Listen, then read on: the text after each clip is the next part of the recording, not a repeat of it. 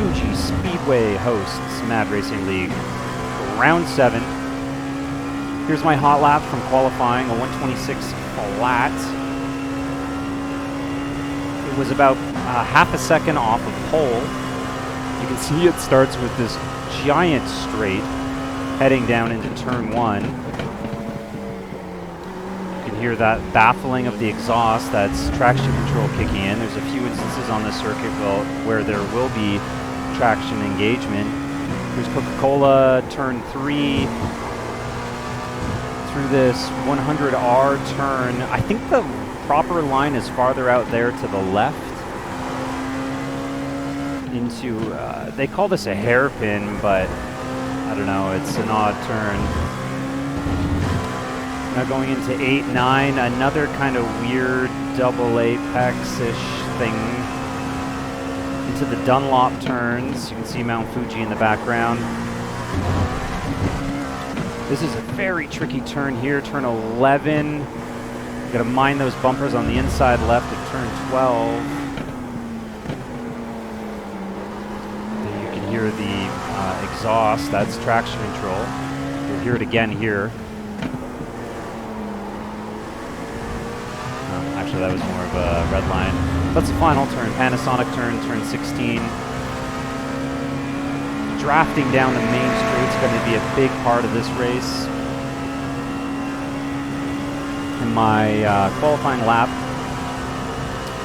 put me in at 6th. Earlier in the qualifying session, I had this incident. The underbelly of the car hitting those yellow sausage curbs and just bouncing me up. That did damage the car. So this race was kind of weird because the safety car takes so long to enter the pit lane. Jerry told us to just take off on leader.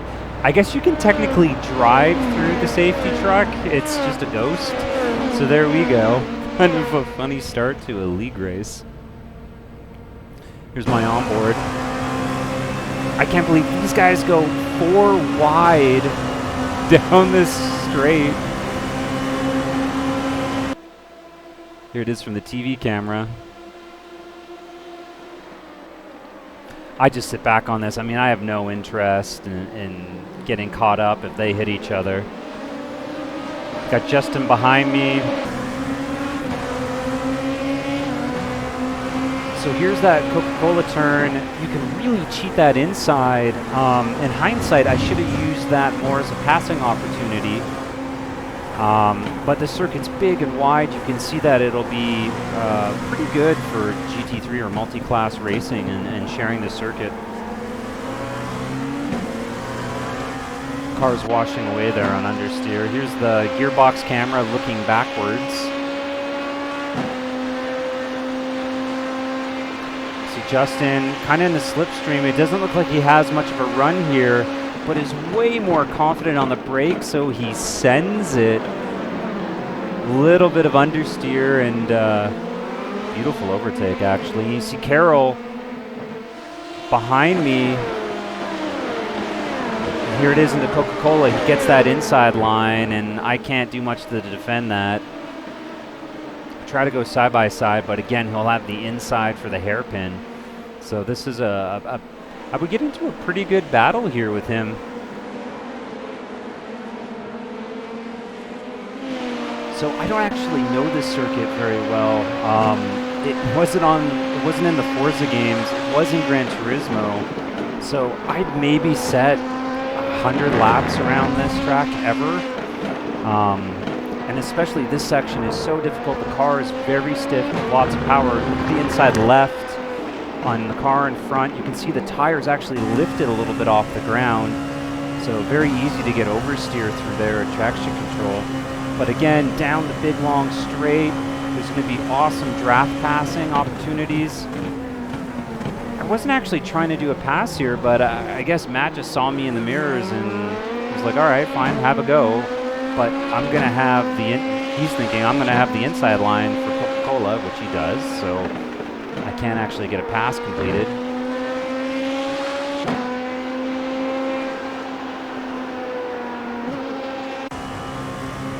Now on to lap 5. I'm still in 8th place, which is, there was only 8 of us this week in the LMP2s. You can see he has a bit of a moment. I kind of swing outside, right up on his bumper again. I don't know if I should have sent it there through Coca-Cola. It would have been really aggressive. But I'm lining him up. I've got a better drive. I'm putting the pressure on. He was showing a little bit of lack of confidence here, and I get so close right there. And he just yields. He just wasn't feeling super comfortable at that point in the race, so he gives it to me. Now, we're on lap 5, and we're going to begin catching the GT3 traffic. The TV camera here on Shane. He's in the GT3 AMS, and he spins it out and gets tapped right into this little tough Mickey Mouse section of this ending the lap. And we see these LMP2s coming through. He doesn't know what to do or where to go. I come through just as he starts to move, so I get this little power slide. Switching to my dash camera. You can see me getting on the power a little too soon in the car, moving around. And again with the traction control, and I have poor throttle application. This gives Matt an opportunity on lap 7 as we continue to lap the GT3 cars. He's going to get a bit of a run here.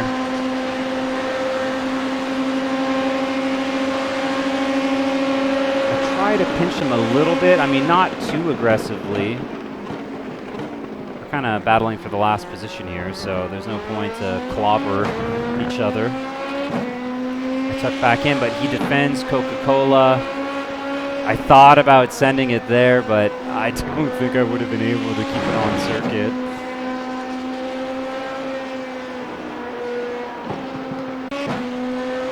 Alright, so now my turn, lap 8, going down the straight.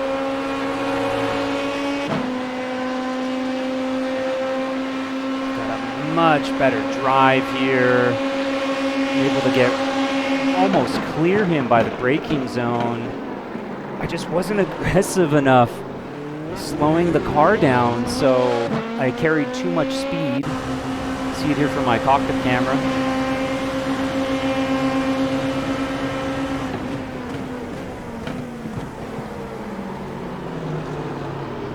Oh, great save, but I was too lazy on my downshifts.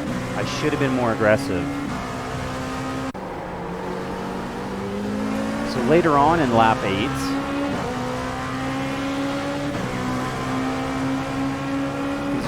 get it a little dicey here.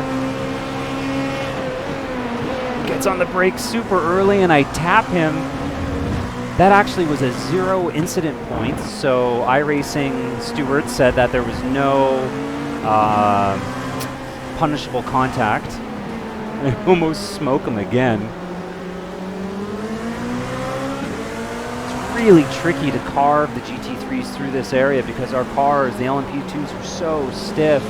It's hard to get all that power applied with the undulating circuit.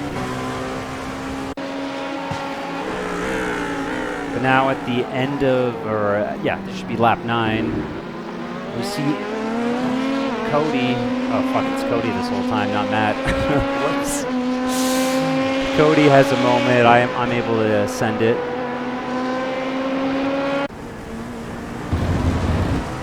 Now he's trying to keep pace with me. It's pushing pretty hard here. You see me get caught up with GT3 traffic. He left the door open and I didn't go through as quickly as I should have, and Cody's trying to get on the power. Oh, you can see that he lost the rear end, so he just slammed the brake. That's a lot safer to do that than anything else. So he only lost a few seconds there compared to 10 seconds. Now we're on board just in lap 11. He seems to change his livery every week. great Cowboy Bebop reference here. See him charging down through GT3 traffic. He's got Day in front of him. They've been battling the last 10 laps here. Oh, but two GT3s go side by side, turn one. He gets stuck out here, not sure what to do. He should have just backed off on the pass attempt. But now he's stuck in the middle. People could go in front and behind. He doesn't know what to do. He just thinks he has a moment to go forward, but hits Cody. And then the GT3 sends him straight.